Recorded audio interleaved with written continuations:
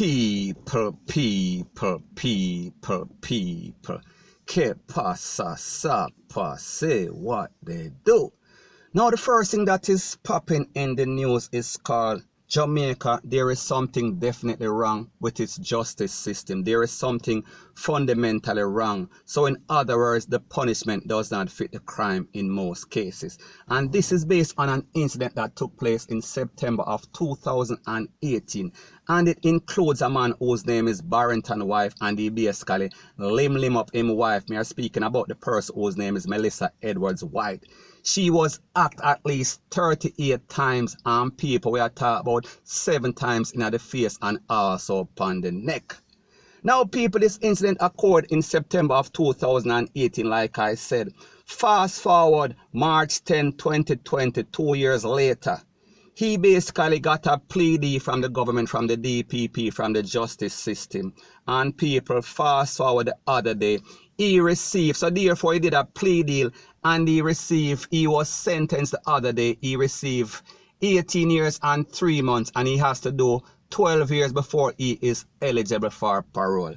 Now people, we understand that the justice system, the court system, it is congested, and them want to get rid of certain cases. They don't want to have a backlog. However, when we think about certain cases and how gruesome they were, we have to ask the question, does everybody deserve everybody to get plea deal whenever their case is, as we are speaking about, extreme as this one? Because people, remember now, we are talking about 38 times.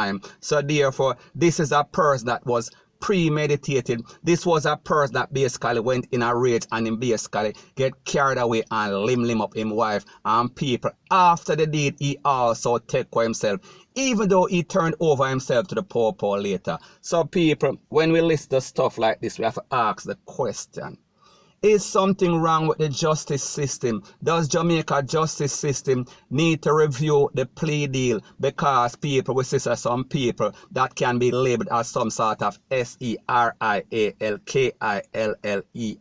They are getting sweet deals. Because when we take into consideration the fact that this lady is gone forever, her family, may talk about her pitney, they may talk about her mother and father, Granny Rete, Lele, Blue, blah, bling. Everybody have to live the rest of their life basically in a grief, basically traumatized because of this incident. While this man is going to do maybe 12 years or less, and then him come out, he is a free man. No sort of attachment, maybe only some sort of probation. People, do you think that it is fair? Do you think that the government should pick and choose? May I talk about the justice system, or they give plea deals to? Because people, if this is an open and closed case, that means that the evidence is all there. Why would you even want a plea deal or give this person a plea deal when their act was so gruesome and basically horrific? People, let me know your thinking in the comment section. Do you think that it is fair for the family? Do you think that this is fair for the victim? People, let me know your thinking in the comment section.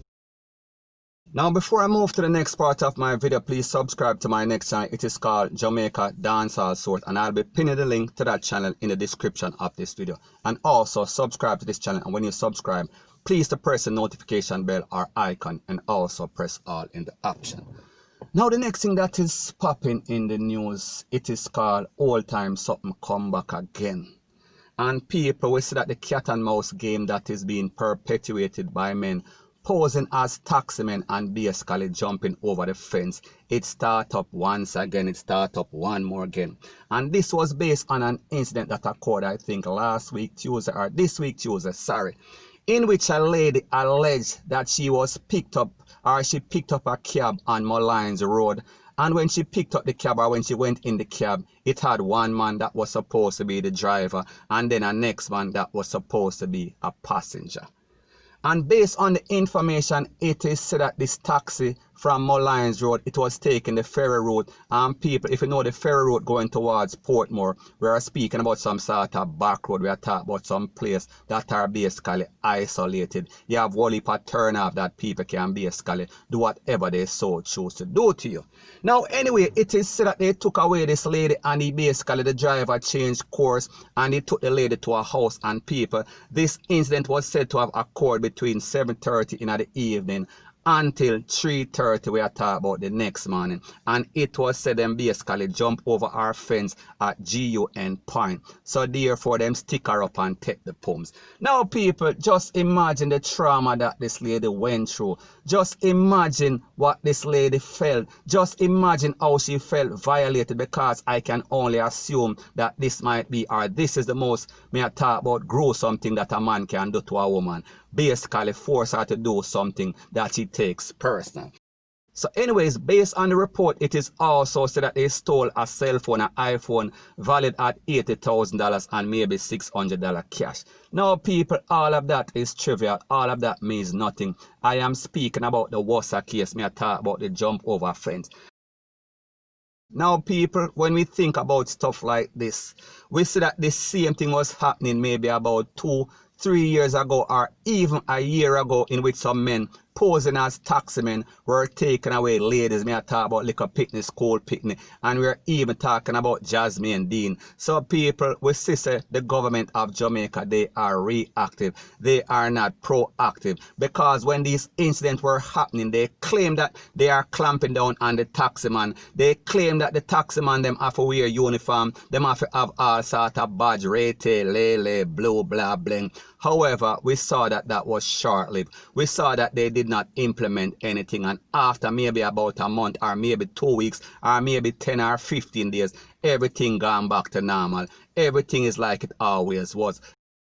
So people, the point that I am trying to make is this. As it pertains to these criminals in Jamaica, they are playing a cat and mouse game with the po-po. Them do certain things and it run rampant for a little time, and then them kind of cool it down, because them know how the justice system, them know how the po-po is in Jamaica. They are not going to enforce anything for any long time. They are just going to talk and run off their mouth, and then after a while, it is back to square one, back to normal. The same old same, point blank and period. So anyways people, like I said, it is just my views and opinion. It is not the gospel. Your views and opinion can be respectfully different from mine, but let me know what you think in the comment section. Bless up. So the next thing that is popping in the news is that we see that the family of a man, 23-year-old Javon Doheny, that was killed by a JDF soldier, or allegedly taken out by a JDF soldier, we are speaking about in May of 2020. Now the family is saying that they cannot get any sort of justice. They did not get any justice when the family member, when her son was taken out, the mother. And now that they are waiting on an autopsy by the government pathologist, they are getting the runaround. It seems as if the government is trying to cover up the slap away of their son. Now this is based on an incident that took place on Wednesday, and based on what the family is saying, they hired an independent observer, an independent pathologist, and his name is Dr. Jeffrey Ford. And he was supposed to observe the autopsy that was taking place by the government. We are speaking about pathologists, and their name is Dr. Niblet. Now, based on the information, it is that the family sent them the relevant documents and they received authorization that it is going to be okay. However, when they went to the autopsy on Wednesday, the family said that the Popo was basically acting kind of shady. They were threatening the family members, and they were saying that they are not waiting for their pathologist. They are not waiting for the independent observer. May I talk about Mr. Dr.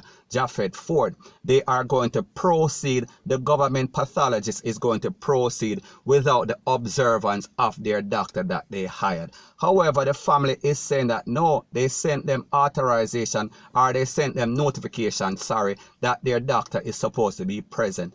Anyway, the pathologist for the government, may I speak about the person whose name is Mrs. Niblet, Dr. Niblet, she proceeded. So therefore, when the doctor, Dr. Ford, that is hired by the family, went on the scene, he was surprised that the process had already begun. So therefore, he basically waltzed into the place while the process was being done. So anyways, it is said that the pathologist for the government, him and their doctor, she kicked off with him, and she basically stormed out and claimed that she is not going to do any sort of autopsy in the presence or under observation of this man.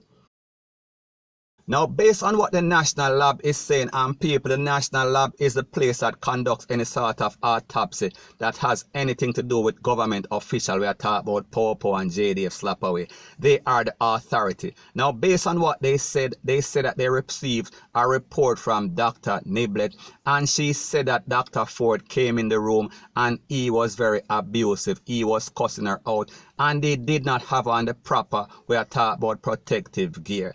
Now, based on what Dr. Ford is saying, he is saying that he was supposed to be there before it started. However, it seems as if there is some sort of government cover-up, because he also has a personal issue with this doctor. May I talk about the government pathologist? I am speaking about Dr. Niblett, because she was the person that was in charge of the Jody and Ferran autopsy.